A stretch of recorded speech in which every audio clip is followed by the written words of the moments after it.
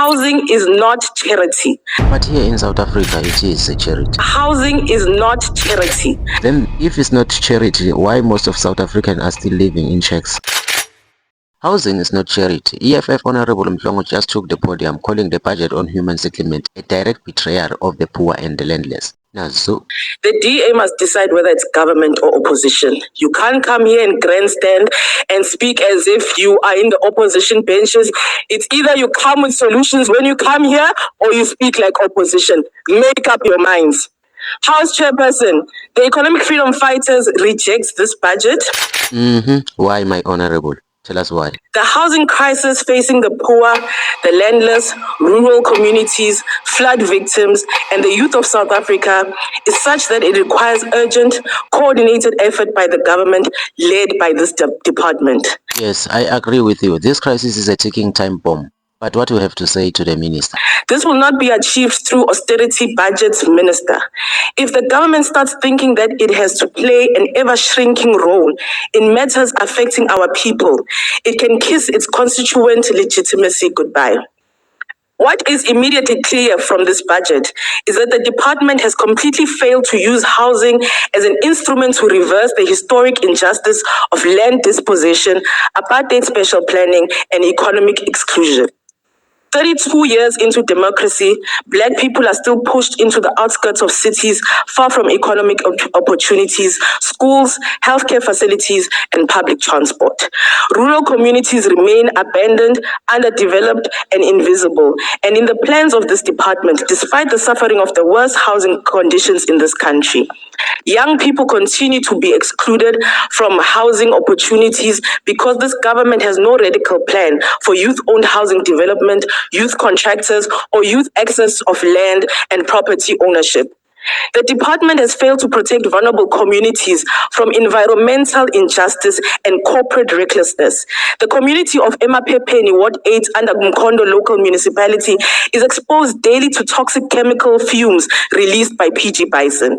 The toxic fumes are destroying roofs, window frames, and door frames through rust and corrosion. If these chemicals can destroy metal structures, they can undoubtedly destroy the lungs and health of our people, particularly children, infants, and the elderly.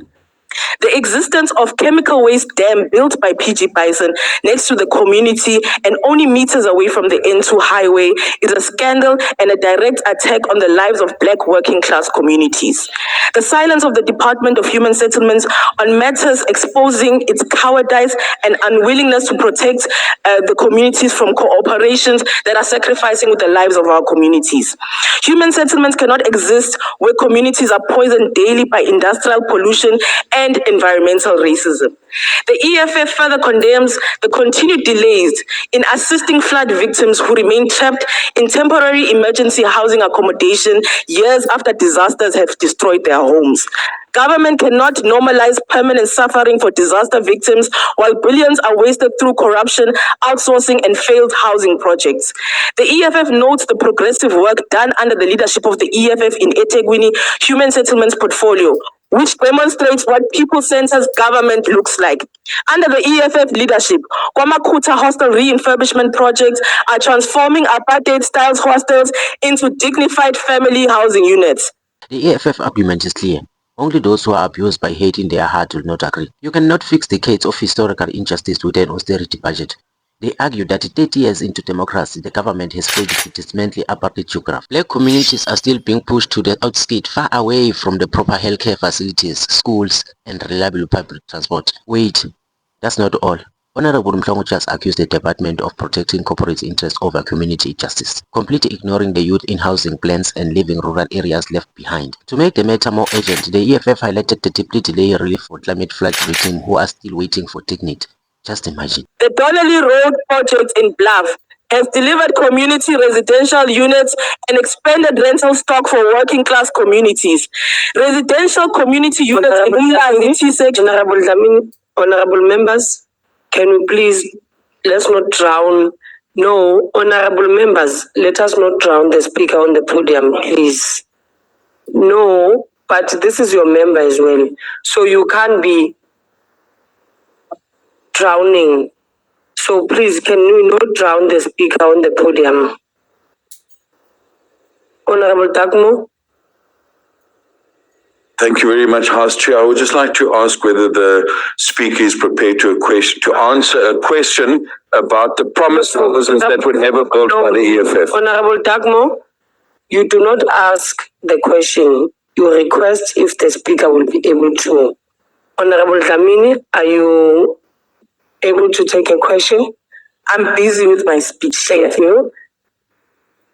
And under the capable leadership of the MMC in eThekwini, the residential community units in Umlazi T section have been completed to restore dignity for poor residents. The Konubia Phase 2A South project in Ward 103 successfully delivered and allocated 113 breaking new ground houses to flood victims. Civic infrastructure work is currently underway to ensure that more flood victims still trapped in temporary emergency accommodation can finally access proper housing.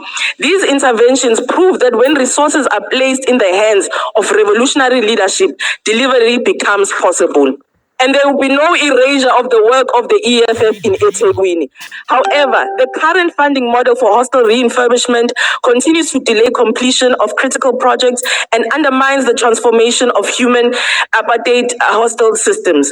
The EFF therefore calls for increased allocations towards Urban Settlements Development Grant and the Informal Settlement Upgrading Partnership Grant, because eThekwini has consistently spent 100% of these grants over the past 5 consecutive years. The EFF further condemns the department for delaying the release of the forensic reports into the communique and broader social housing sector. Companies that benefited from the apartheid-era social housing support are now hiding behind private ownership while evicting poor black tenants through unaffordable rental increases. Social housing has been turned into a profit-making scheme against the poor instead of being a tool for affordable urban accommodation. The department's failure to intervene against exploitative rental practices exposes its complete abandonment of the working class people. The EFF will state again that the housing is not charity. Repeat that, please. Housing is not charity. Yes, tell them, and please elaborate more further to those who don't know what housing is. Housing is a constitutional right and a revolutionary tool for restoring dignity, land justice, and economic freedom. Point of order, Honorable. Can you please remind us why you're rejecting this budget? The EFF rejects this budget because it protects corporations, delays justice for flood victims, neglects rural communities, excludes young people, and fails to fundamentally transform apartheid special injustice. The EFF demands radical investment in quality public housing, rural development, environmental justice, youth participation. The EFF rejects this budget vote.